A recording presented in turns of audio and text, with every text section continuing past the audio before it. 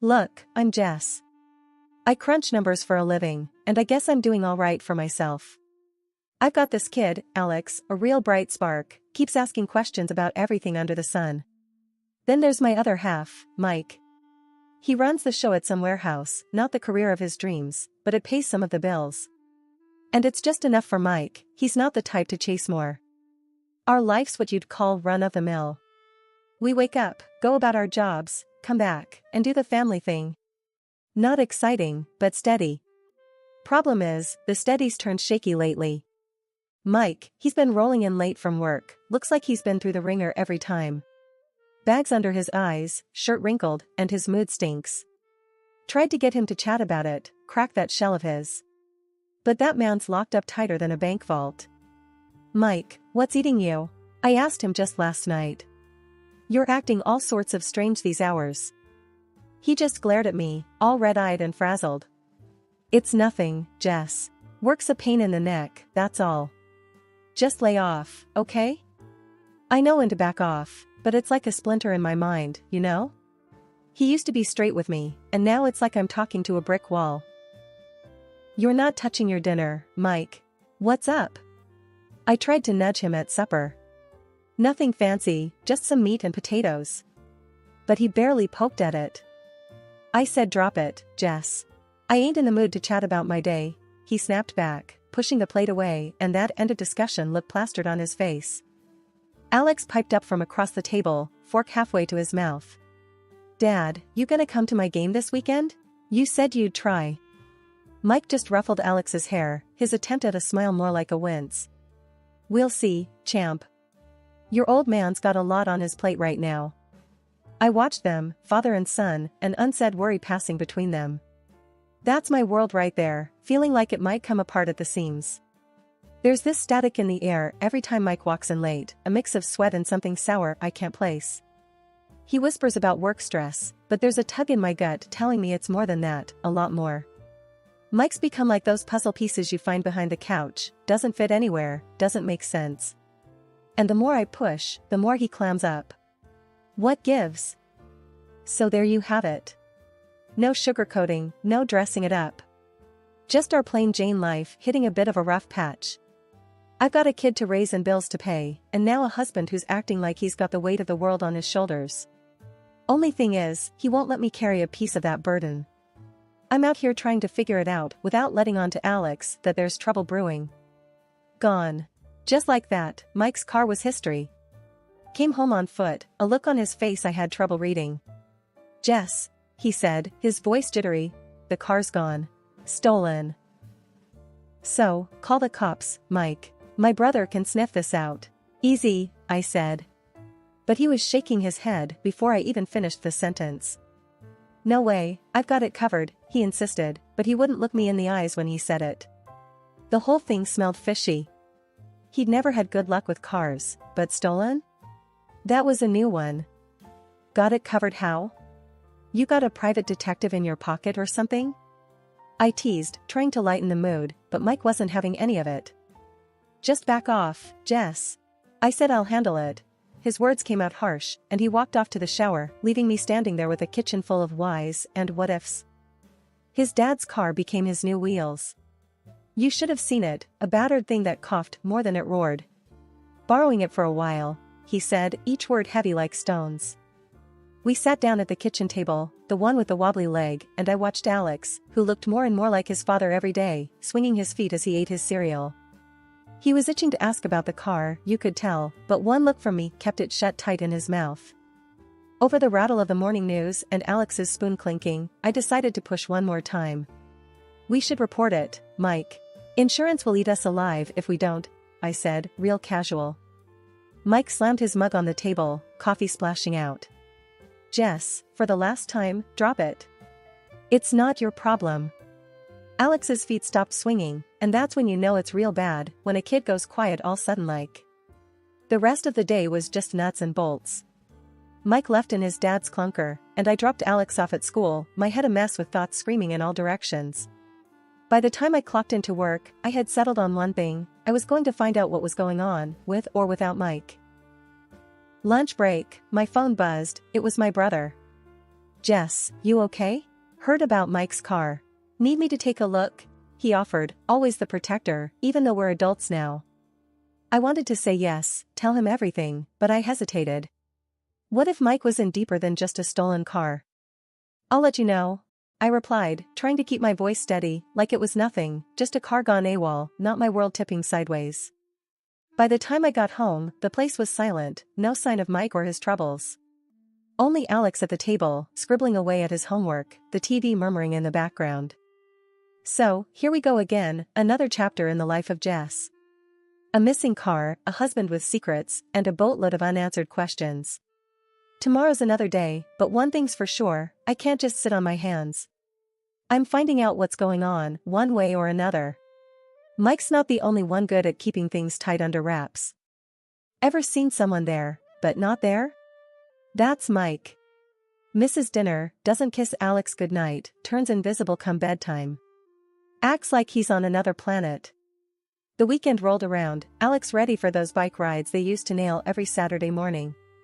He's there, helmet on, excitement buzzing off him like bees on a hive. And nothing, Mike's locked away in the bedroom acting like he's turned to smoke. Mike, come on. The kid's waiting. You promised. I yelled through the door, my hand gripping the knob so tight my knuckles got white. I'm not up for it, Jess. Just take him, will you? His voice a muffled surrender from behind the wood. Alex's face fell a mile. I shrugged, combed his hair back with my fingers. Let's go, champ, just you and me this time. We hit the pavement, me pedaling behind him, watching those little legs pump like pistons. He's getting good, too good. Should have been his dad watching.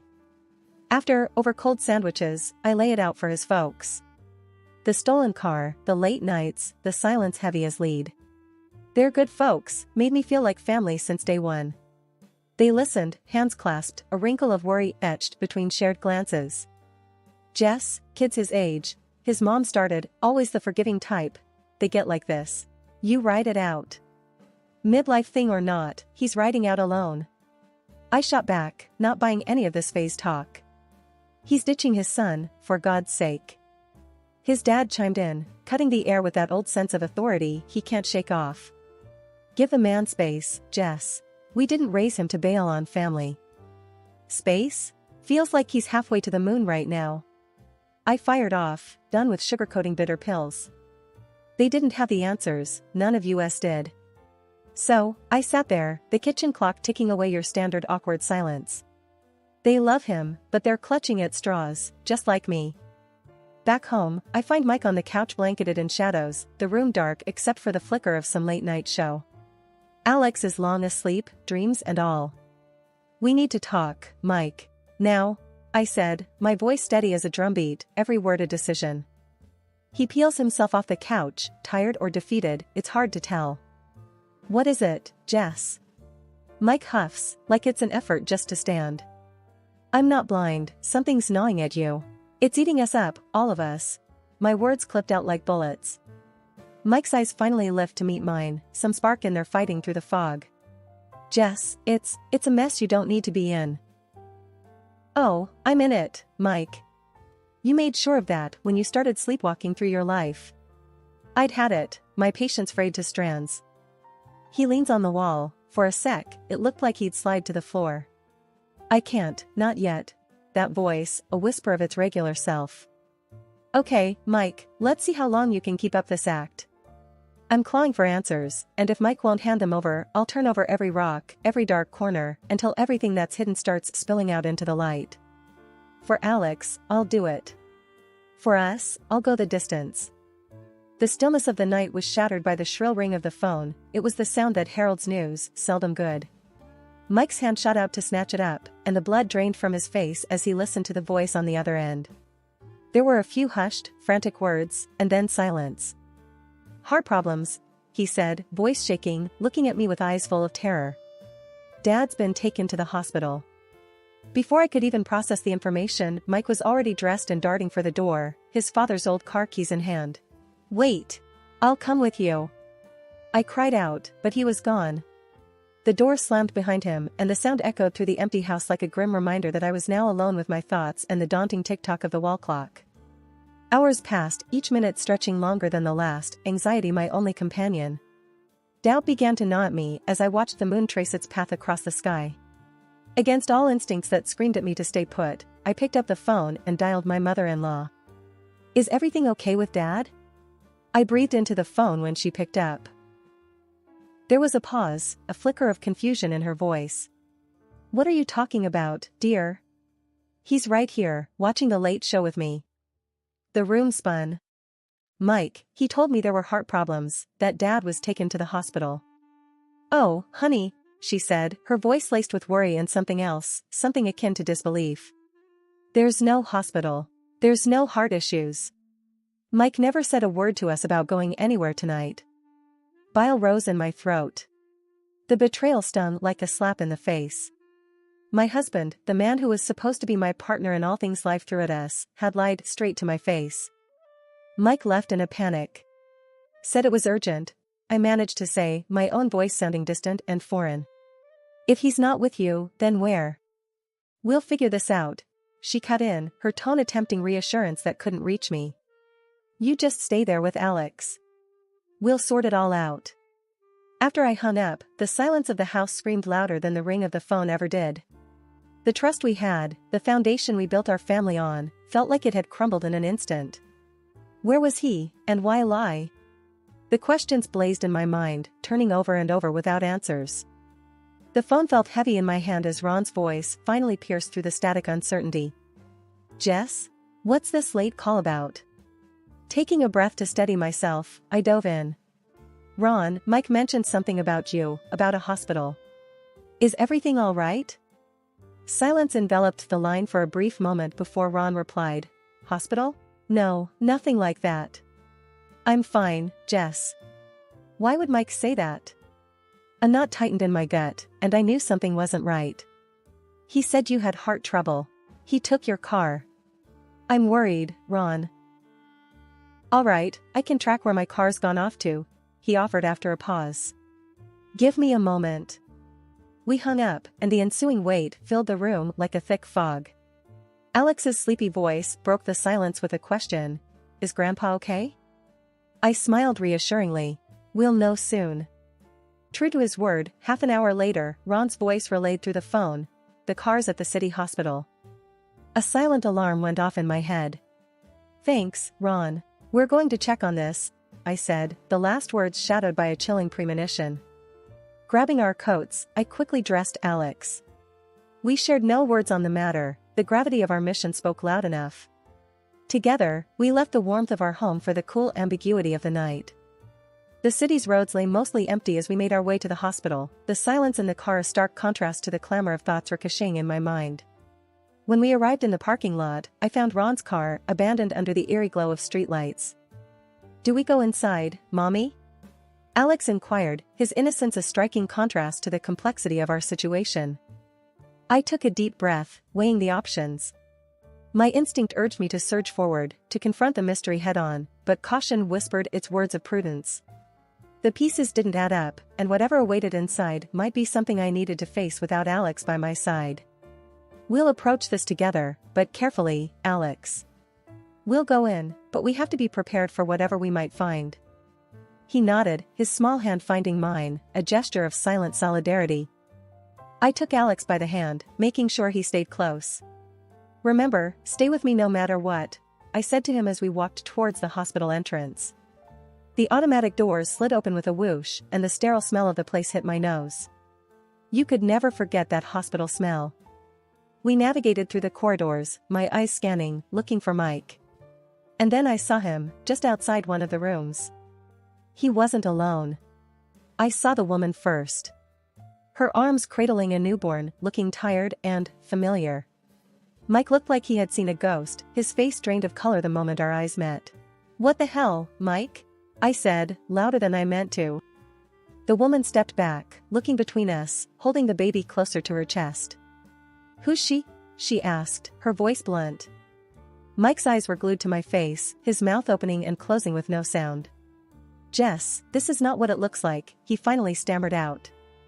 "Really? 'Cause it looks pretty bad from where I'm standing," I shot back.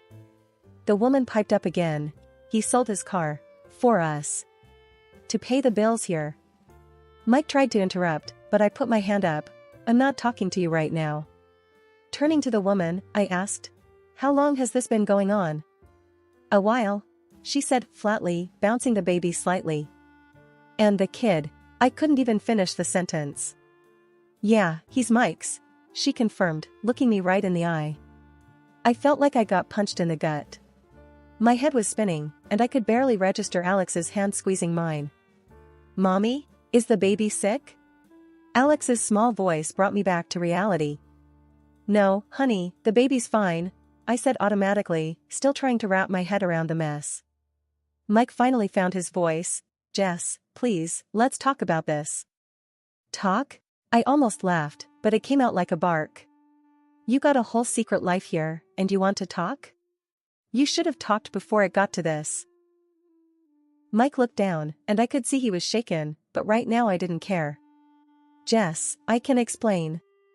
Save it, Mike. We're done here, I said, cutting him off. I grabbed Alex's hand and turned to leave. Mike reached out, trying to stop me, but I snapped at him. Don't you touch me.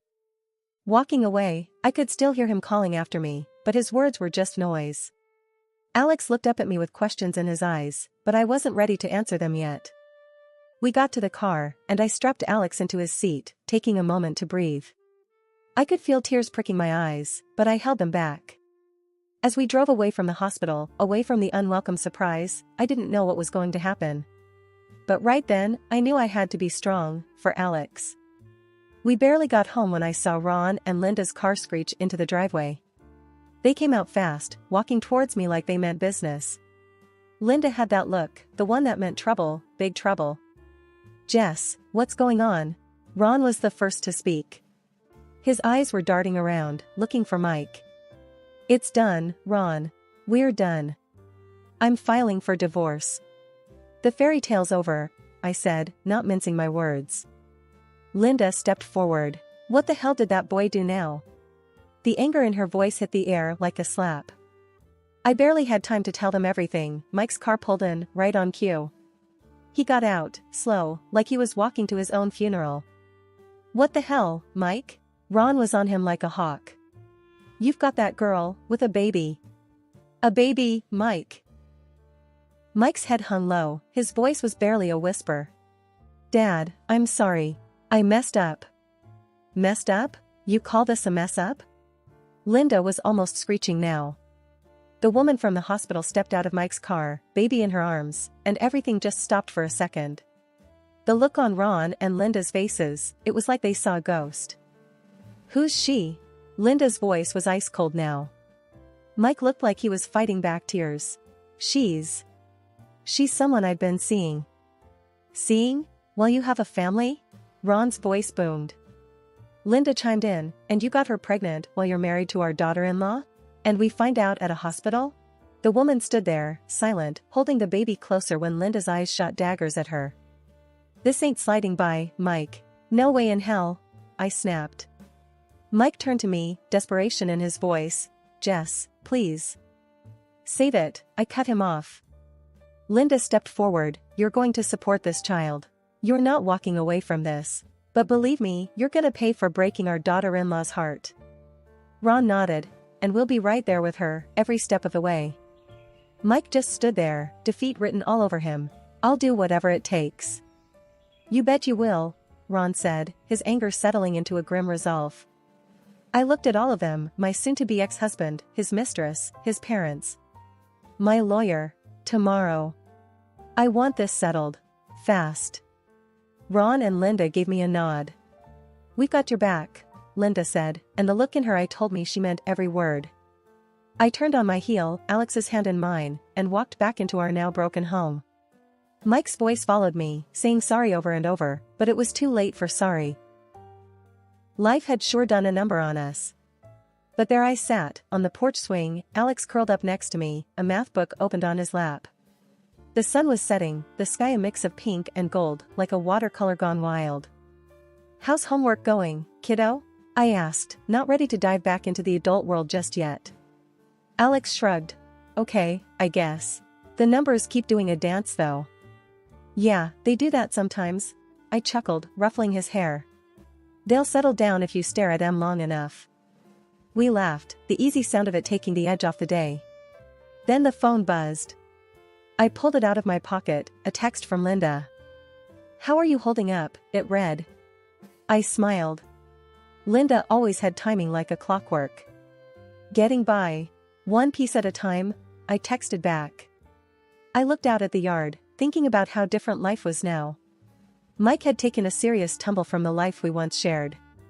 His new place, a cramped apartment above a noisy bar, was a far cry from the house he'd left behind.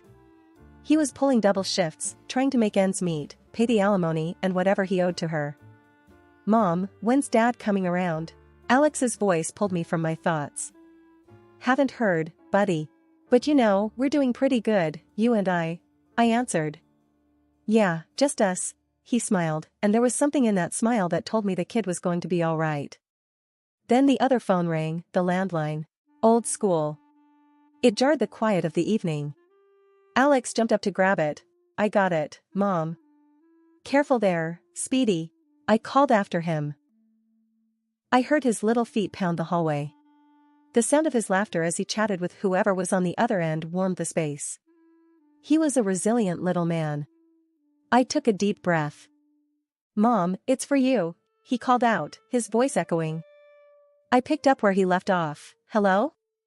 Jess, it's me. Mike's voice was low, almost guilty. What can I do for you, Mike? My voice was colder than I intended. Are you both okay? His voice sounded like it carried the weight of the world. We're managing, Mike. Alex is doing great. There was silence, a long one, then a defeated sigh. That's good. That's good to hear. Mike, look, we're picking up the pieces here. You should be doing the same, I said, more firmly this time. I am, Jess. Or at least, I'm trying. Another pause. He was always heavy with the pauses. Goodbye, Mike. The click of the phone felt like the end of an era. It kinda was. I walked back onto the porch, the creak of the swing welcoming me back. Alex looked up, his eyes were curious. Life was indeed very different now. Just Alex and me, with Grandma and Grandpa popping in enough to keep us smothered in love and bad jokes. The house was quieter, but it was still full of us, our life, our laughter, our love. The days ahead would still have their challenges. Divorce papers don't wipe away the messiness of life, and co-parenting was a road we were still figuring out how to navigate. But that evening, as the sky turned from pink to a deep blue, a sense of peace settled over the house.